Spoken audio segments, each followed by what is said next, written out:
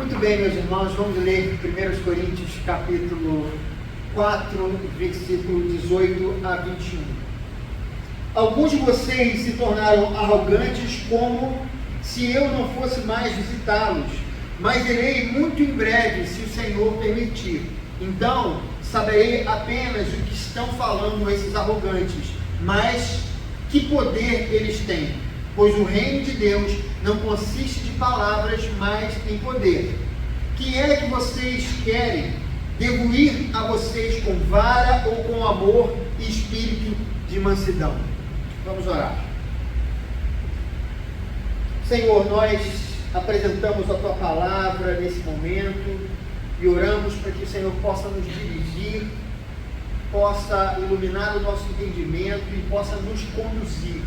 A Tua palavra, Senhor, ela faz toda a diferença para nós. O Teu Evangelho é poder de Deus e nós oramos a Ti, pedimos que o Teu poder esteja entre nós nessa manhã. Nós oramos assim, no nome de Jesus.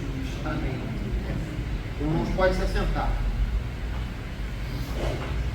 Queridos, desde 1999, olha quanto tempo, né? Os irmãos aqui nem eram nascidos nessa época, mas desde esse tempo, eu fui convidado para fazer parte, como acho que a maioria sabe, se não todos, né, da banda chamada Fruto Sagrado, né? E foi uma experiência para mim completamente nova, né? Porque nós tocávamos, gravávamos e nós fazíamos aquilo que nós queríamos. E deixa eu explicar isso, porque quando eu cheguei já aos 29 anos de idade no Fruto Sagrado, eu já tocava desde os meus 17 anos, já tinha tocado com alguns cantores, já tinha gravado alguns, na época, discos, né? Depois CDs, né? Eu estive aí nessa transição dos discos para os CDs, hoje nem se grava mais CD, né?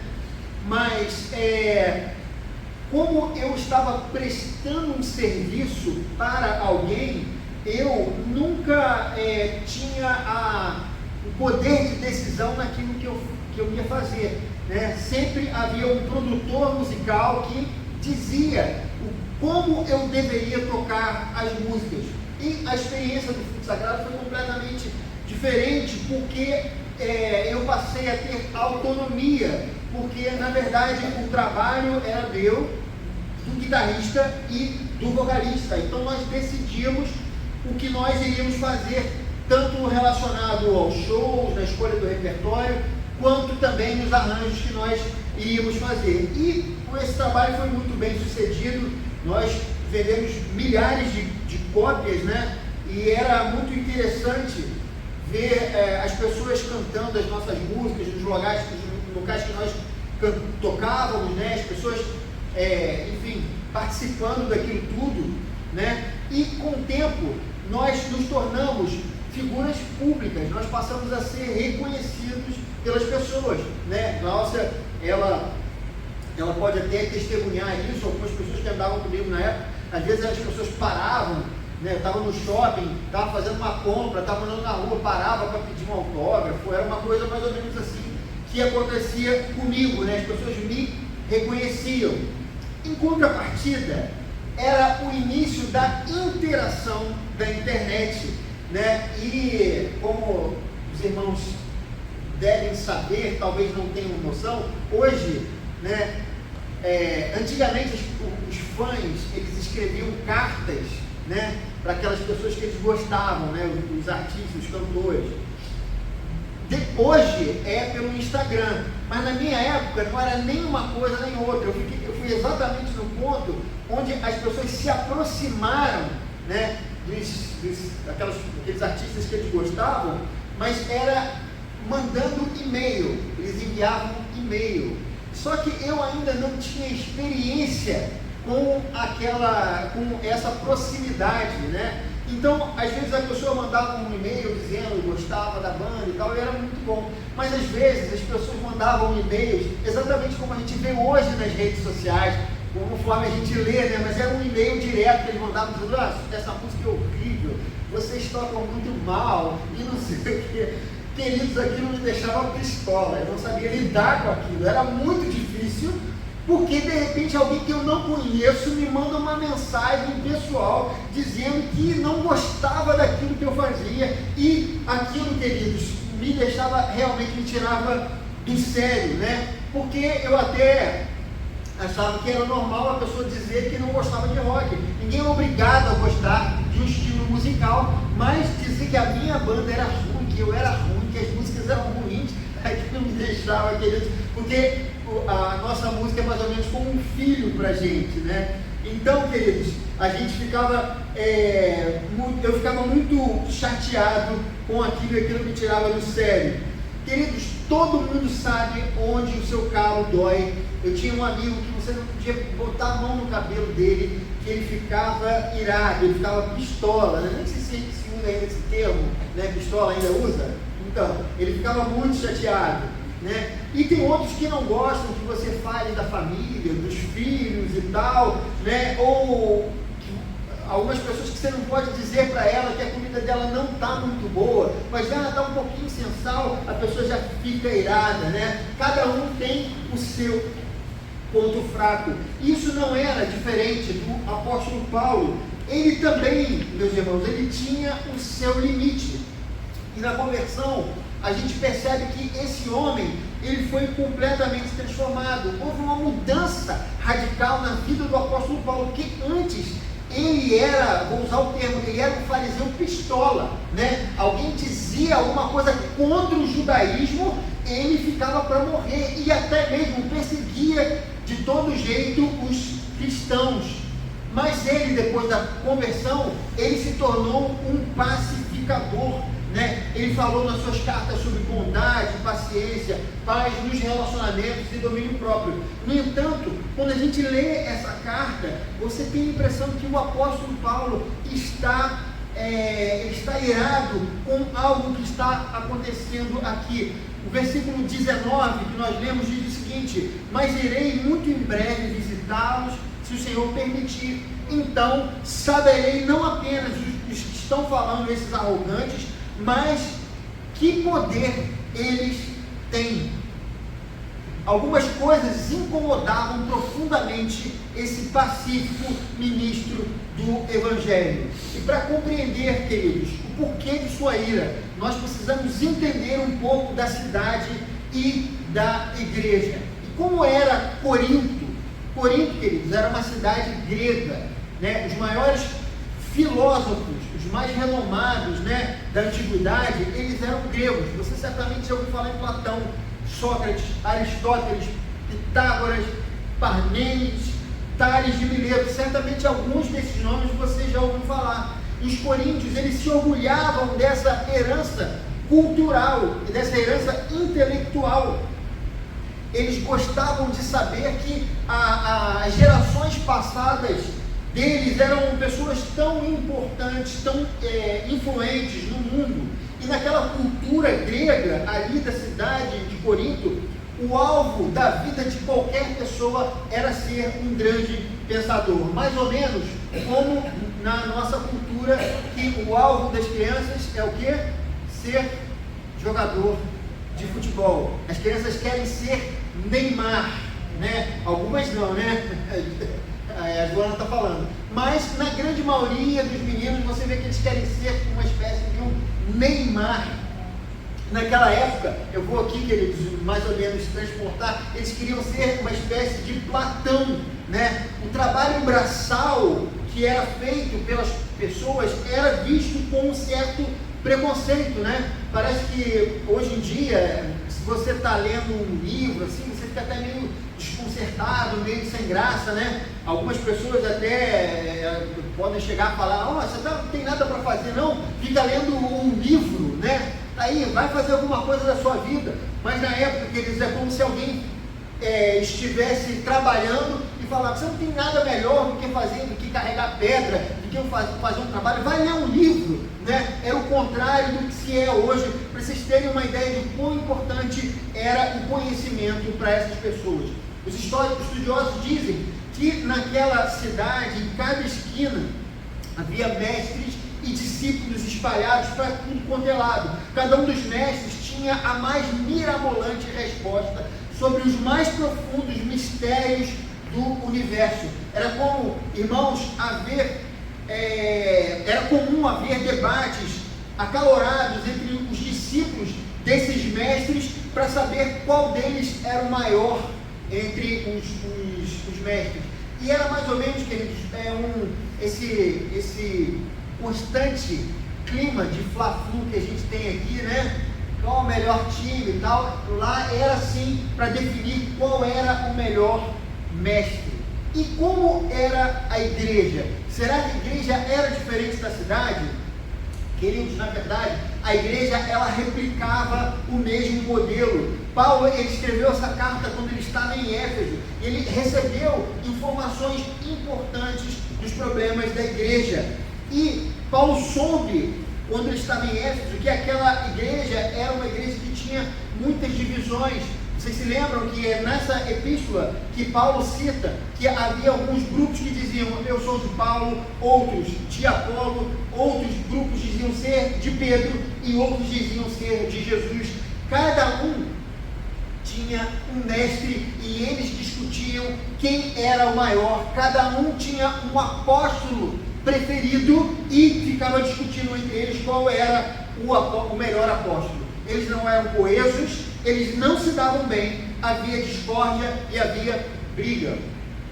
Paulo, ao contrário do que nós supomos, ele estava longe de ser uma unanimidade naquela comunidade. Porque muitas vezes nós temos uma ideia de que os apóstolos eram aceitos como nós os aceitamos hoje, mas não era assim. Paulo, ele era rejeitado por parte da igreja daquela época. Havia membros que diziam que Paulo não era apóstolo, que ele não era inteligente o suficiente para ser um mestre e seu ensino não era consistente, que ele também tinha uma personalidade fraca se comparado a outros mestres. Diante disso, Paulo diz que o reino de Deus não consiste de palavras, mas de poder. E com essa afirmação, Paulo está dizendo que eles estavam equivocados no entendimento a respeito do que era a mensagem do Evangelho. Eles confundiam a mensagem de Jesus com mera filosofia. Eles confundiam os apóstolos com os filósofos. Paulo, queridos, nessa carta, ele responde que o Evangelho é loucura para o mundo. No capítulo 1, versículo 17, ele diz: Cristo não me enviou para batizar, mas para pregar o Evangelho, não porém com palavras de sabedoria humana, para que a cruz de Cristo não seja esvaziada. E ele continua afirmando que o Evangelho não faz sentido para o homem natural, não é uma invenção do intelecto humano, não depende do brilhantismo de homens como Platão, Sócrates ou Aristóteles. Paulo, queridos, também afirma que ele não é o tipo de mestre que eles conheciam. No versículo 1 do capítulo 2, ele diz o seguinte: quando estive entre vocês, não fui com discurso eloquente, nem com muita sabedoria para lhes proclamar o mistério de Deus, pois decidi nada saber entre vocês, a não ser Jesus Cristo e este crucificado.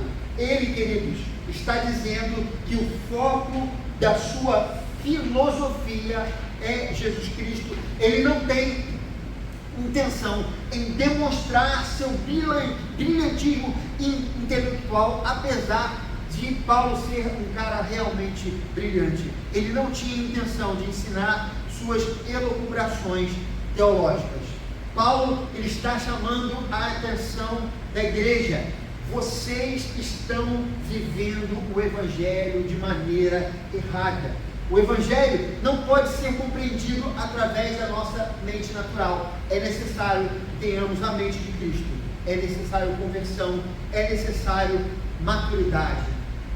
E no capítulo 2, versículo 14 e 19, ele diz o seguinte, preste atenção: quem não tem o Espírito não aceita as coisas que vêm do Espírito de Deus, pois lhes são loucura e não é capaz de entendê-las, porque elas são discernidas espiritualmente.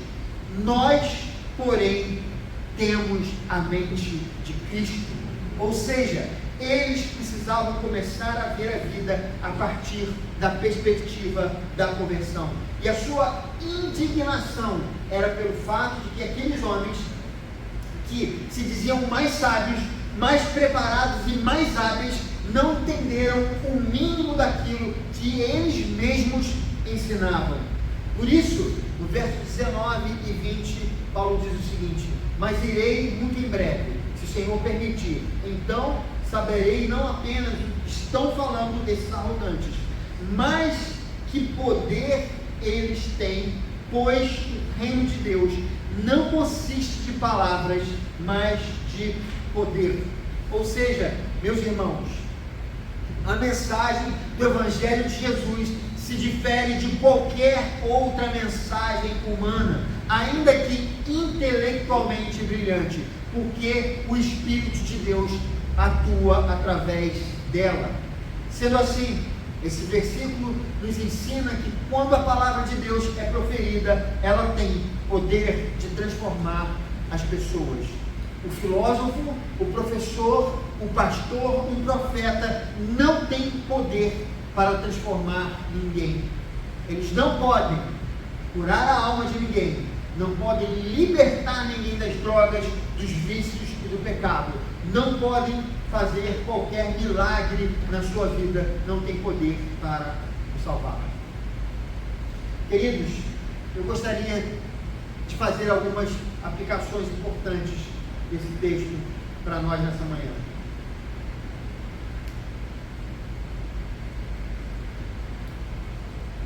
Irmãos, esse texto nos ensina que nós precisamos, em primeiro lugar, parar de pessoalizar o Evangelho de Jesus. E eu explico.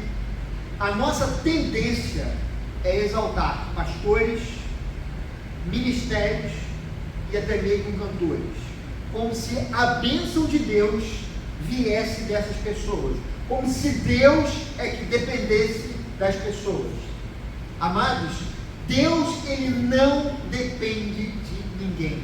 Uma bela música é tão somente uma bela música se o Espírito Santo de Deus não atuar através dela.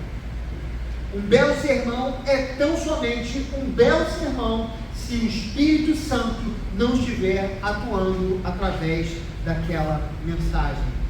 Se algum dia você foi abençoado aqui nessa igreja, saiba que essa bênção não veio do pregador, não é a consagração dele, não são suas aptidões. Do mesmo modo, se você nunca foi abençoado, também saiba que isso não depende do pregador. Amados, eu me preparo, eu luto contra as minhas limitações, subo no púlpito com fé que Deus pode me usar, apesar dos meus erros, das minhas falhas, mas no final de contas, é Deus quem opera. É Deus quem opera e não o pastor, e não o grupo de louvor ou qualquer outra pessoa da igreja. Não é Calvino, não é Billy Graham, não é um cantor famoso que você gosta. Se você nunca experimentou o poder do Espírito Santo, abra o seu coração e deixe Deus trabalhar, pois o reino de Deus não consiste em palavras, mas em poder. Apesar, queridos, de muitas vezes estarmos diante de Deus, mas nós temos a ideia de que isso depende, na verdade, de pessoas. Algo precisa acontecer na sua vida, senão, queridos, tudo isso não passa de balela. Você precisa vivenciar, provar a ação divina no seu cotidiano. Não é, amados, o testemunho de outros, não é a experiência de seus pais, não é o testemunho bonito de seu vizinho. Você precisa ter a sua própria experiência transformadora com Deus. Em segundo lugar, para que o Evangelho não seja apenas palavras vazias, precisamos aplicá-la com fé nas nossas vidas. Paulo, ele estava sendo menosprezado por alguns daqueles mestres. Aqueles homens se sentiam mais preparados, se sentiam intelectualmente superiores, eles tinham um evangelho mais elaborado. O apóstolo, ele demonstra através da sua vida que não é assim. Ele usa, meus irmãos, até mesmo uma leve ironia para dizer o seguinte, no capítulo 4, 8 ao 16: vocês já têm tudo o que querem, já se tornaram ricos, chegaram a ser reis, e sem nós, como eu gostaria que vocês realmente fossem reis, para que nós também reinássemos com vocês. E aí ele diz, me parece que Deus nos colocou a nós, os apóstolos, em último lugar, como condenados à morte. Temos nos tornado um espetáculo para o mundo, tanto diante de anjos como de homens. Depois ele fala, portanto, suplico-lhes que sejam meus imitadores. O reino de Deus não é mero palavrório, não é mero blá blá blá. Paulo, ele entendia o que significava o Evangelho e ele vivia isso. Na nossa vida, o reino de Deus, queridos, não pode ser um mero blá blá blá. Ele precisa ser vivo, ele precisa ser posto em prática, ele precisa ser experimentado pela fé, precisa ser a primeira de nossas prioridades. De que adianta eu saber de cor versículos, conhecer o breve e o catecismo maior, a confissão de fé de Westminster, conhecer todos os temas da teologia sistemática, se isso não me aproxima de Cristo, se isso não me torna mais santo ou mais piedoso? Precisamos tomar cuidado com esse evangelho vazio. Esse não pode salvar ninguém. Por último, queridos, o reino de Deus é poder de Deus. Paulo, ele dizia que decidiu nada saber entre eles, a não ser Jesus Cristo e este crucificado. Enquanto aqueles homens procuravam impressionar seus ouvintes, demonstrando suas habilidades intelectuais, Paulo, ele vinha ensinando sobre uma pessoa, um camarada que morreu na cruz. Como eu disse certa vez aqui na igreja, o orgulho, ele nos afasta de Deus. O caminho para Deus não depende do meu brilhantismo cognitivo. O caminho para Deus não depende, queridos, de nada. Não é o que eu penso de Deus que vai me salvar. A palavra de Deus é quem tem poder para transformar e me salvar. Não há mais nada a ser pregado além de Cristo e este crucificado. Há muitas igrejas que pregam uma mensagem terapêutica. Há igrejas que tentam se ajustar às filosofias do mundo e deixam de lado tudo o que é impopular para o mundo, aquilo que nos torna como cristãos impopular para o mundo. Amados, eu sou de uma igreja que se dizia reformada, e um amigo, ele testemunhou, depois ele me contou isso, que no momento da ceia, eles falaram sobre várias coisas, sobre ressignificar os nossos relacionamentos, da importância de sermos amigos, não sei o que e tal, falando sobre várias coisas. A única coisa que não foi falada foi sobre Jesus Cristo e a cruz de Jesus Cristo. Isso, queridos, é algo impressionante. A igreja que retira a centralidade de Jesus é uma igreja que se perdeu, é uma igreja irrelevante, ainda que o seu nome seja igreja evangélica, ou igreja reformada, ou seja lá o que for. Essa igreja é uma igreja que não experimenta o poder de Deus. Eu gostaria, queridos, de concluir essa mensagem dizendo que Paulo nos diz o seguinte: o reino de Deus não consiste em palavras, mas em poder. Aqueles sábios, eles diziam serem melhores e superiores ao apóstolo de Cristo. Os anos se passaram e nem sequer nós sabemos o nome dessas pessoas. No entanto, a mensagem que Paulo pregava perdurou até os nossos dias. Até hoje, a boa nova de salvação tem transformado a vida das pessoas. E isso é porque o Evangelho de Jesus não é uma historinha. O Evangelho de Jesus é poder de Deus. Se em sua vida você não tem experimentado as virtudes do Evangelho, significa que há algo errado. Esse Evangelho, para ser efetivo, não depende do pastor, não depende de você, não depende da igreja que você está frequentando. Esse Evangelho é o poder de Deus. Sendo assim, meu irmão, confie na palavra de Deus, confie nas suas promessas, submeta-se a Cristo, viva como Paulo nos disse, entregue toda a sua vida para Ele. Não confie somente no seu intelecto. Você não o encontrará através do limitado conhecimento humano. Nenhum conceito filosófico oriundo de homens, por mais brilhante que ele possa ser, tem poder para transformar as vidas. Não cura a alma de ninguém, não liberta ninguém das drogas, dos vícios, do pecado, e não pode fazer qualquer milagre na sua vida.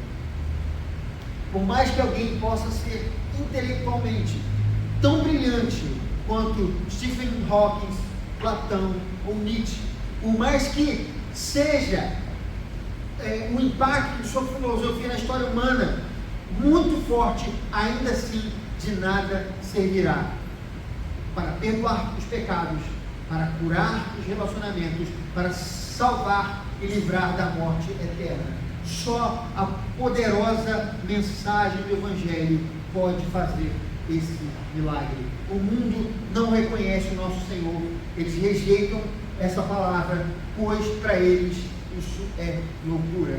Mas como nos diz o apóstolo Paulo, nós, porém, entendemos porque temos a mente de Cristo. Que o Senhor abençoe essa palavra e que esse Evangelho possa ser o poder de Deus na sua vida todos os dias, em nome de Jesus. Amém. Vou chamar os músicos aqui à frente.